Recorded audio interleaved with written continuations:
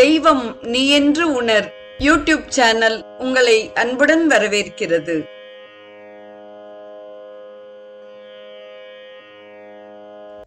அன்பு உள்ளங்கள் அனைவருக்கும் ஒளிமயமான உற்சாகமான காலை வணக்கம்.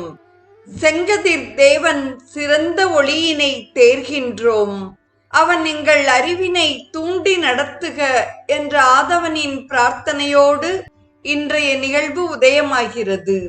இன்றைய ஸ்ரீ சௌரம் நிகழ்வில் நமக்கு பிரத்யக்ஷ தெய்வமாய் விளங்கும் சூரிய பகவானின் பெருமைகளை காண இருக்கிறோம். நமது மூதாதையர்களான ரிஷி சிரேஷ்டர்கள், தத்துவ ஞானிகள் அரூபமான அக்னி, வருணன், சூரியன் முதலியனவற்றை தியானம் செய்து வந்துள்ளனர் என்பதை நாம் வேத இதிகாச புராண வாயிலாக அறிய முடிகிறது.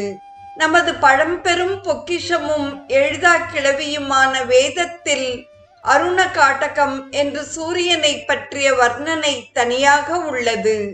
பரந்ததாயும் சர்வ சாட்சியாயும் அஞ்ஞான இருளை போக்குவதாயும் தேச கால வர்த்தமானத்தால் பாதிக்கப்படாததாயும் நிறைந்து நிற்பது சூரியன். பரதத்துவத்தை ஒப்பிடவும் சற்றே உணரவும் உதவுவது சூரியன்.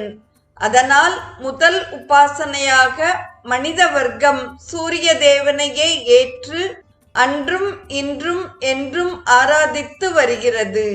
ஆதித்யம், அம்பிகாம், விஷ்ணு, கணநாதம், மகேஸ்வரம் என்று ஸ்தோத்திரத்தின் முதலில் ஆதித்யம் என்றே ஆரம்பிக்கப்படுகிறது.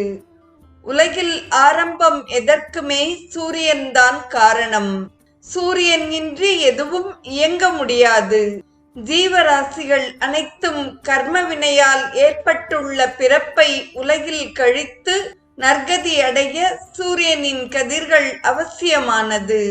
நம சவித்ரே ஜெகத் ஏக சக்ஷுஷே ஜெகத் பிரசூதி ஸ்திதி நே ஹேத்தையே த்ரயீமயாய திரிகுணாத்மதாரினே விரிஞ்சி நாராயண சங்கராத்மனே. சந்தியாவந்தனம் என்று காலங்கள் சந்திக்கும் நேரத்தில், அதாவது பகலும் இரவும் சேரும் நேரம், சூரிய தேவனை உபாசிப்பது நமது வழக்கமாய் இருந்து வருவதற்கு காரணம் சூரிய தேவனுக்கு நாம் நன்றி செலுத்த கடமைப்பட்டிருக்கிறோம் என்பதே ஆகும். வேதானாம் சாமவேதோஸ்மி என்றும் ஆதித்யானாம் அகம் விஷ்ணுகு ஜோதிஷாம் ரவிரம்சுமான் என்று நூல்களில் பிரதானமாக விளங்கும் ஸ்ரீமத் பகவத்கீதையில் ஸ்ரீ கிருஷ்ண பகவான் வேத சாஸ்திரத்தில் நான் சாமவேதமாகவும் பிரகாசிக்கும் பொருள்களில் சூரியனாகவும் இருக்கிறேன் என்று கூறுகிறார். இப்படி புகழ்வாய்ந்த சாமவேதத்தின் சுக்ரியம் என்ற 6வது கான சாமாக்களில் பெரும்பான்மை சூரியனை பற்றியே கூறுகின்றன. அருண காட்டகம் என்ற எஜுர்வேதத்தில் உள்ள பகுதியும் சூரியனை பற்றியதே.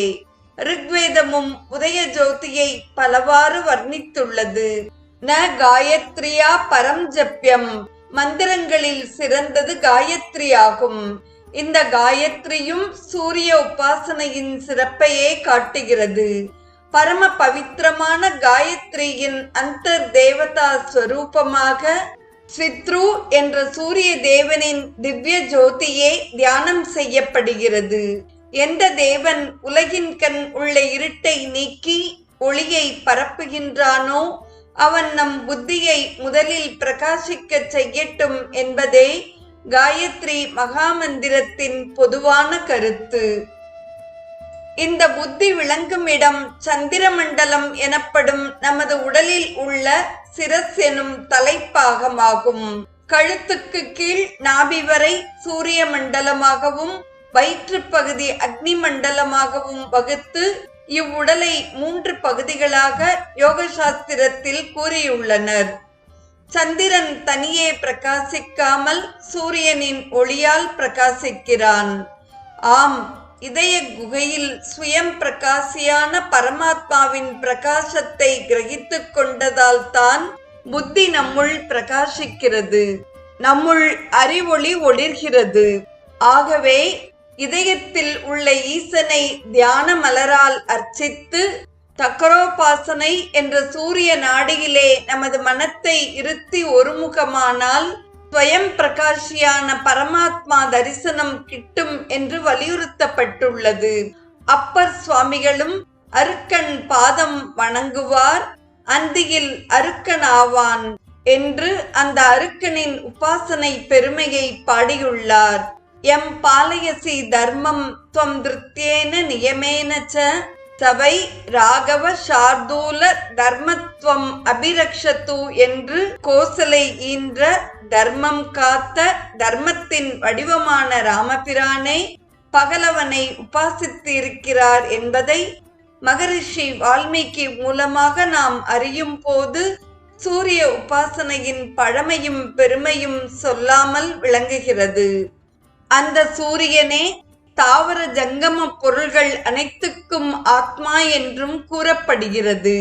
ஒளியில் ஒளியாகி மற்ற இரவு பகல் அற்ற இடம் ஒப்புவித்து என்னை இருத்தி என்று பகழிக்கூத்தர் ஒளியில் ஒளியாகிய இறைவனை பாடியது போல் ஒளியையும் தன் ஒளியினால் மறைத்து தான் ஒருவனே ஆதி ஒளியாய் திகழ்ந்து வானிடை கண் போன்று அண்டமெங்கும் வெம்மையை பரப்பி பச்சை பயிரினங்களுக்கு உணவும் உயிரும் ஊட்டி மேகத்தை உண்டாக்கி குளுமையாம் மழையை பொழிவித்து உயிரினங்களை வாழ்விக்கும் கருணை கடலாக திகழ்கிறான் சூரியன்.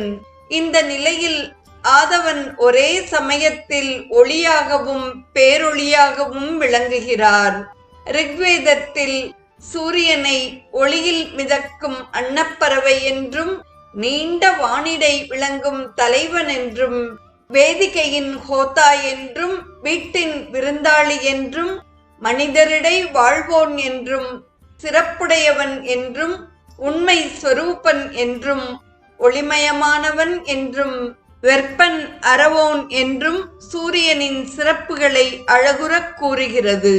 ஒன்றென உலகிடை உலாவு மீமிசை நின்று நின்று உயிர்தோறும் நெடிது காக்குமே என கம்பன் கதிரவன் புகழை பாடி விமர்சனம் செய்கிறார்.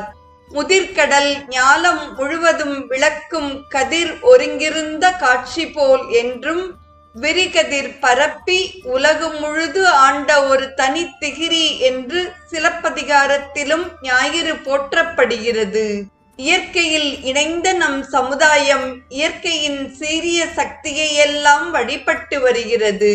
3000 ஆண்டுகளுக்கு முன் எகிப்து, பாரசீகம் முதலிய பிரதேசங்களிலும் சூரிய வழிபாடு இருந்தது என்பதும் தெரிய வருகிறது. பாரசீகரின் தர்ம நூலான ஜக்தவஸ்தாவிலும் சூரியன் தெய்வமாக போற்றப்படுகிறான். அப்போலோ என்று கிரேக்கர்களும் ஹைபீரியன் என்று ரோமர்களும் மற்றவர்கள் ஹிலியாஸ், தால் என்றும் பல பெயரில் ஆதவனையே வழிபட்டு வந்துள்ளனர். அதுபோலவே மத்திய ஆசியாவில் பழமையில் இருந்த கால்டியாரே ஞாயிறை முதலில் வைத்து கிழமைகளுக்கு கிரகங்களின் பெயரை கொடுத்துள்ளார். பெரு தேசத்தில் பழமை குடிகள் இது போன்றே வழிபட்டுள்ளனர். வேதத்திலும் வேதாந்தம் என்று கூறப்படும் உபநிடதங்களிலும் பல இடங்களில் சூரியன் ஸ்தானம் வகிக்கிறான். காஷ்யபரின் பத்தினிக்கு 7 பிள்ளைகள் என்றும் 8வதான சூரியனே மகாமேருவை சுற்றி வருகிறான் என்றும் புராணம் கூறுகிறது.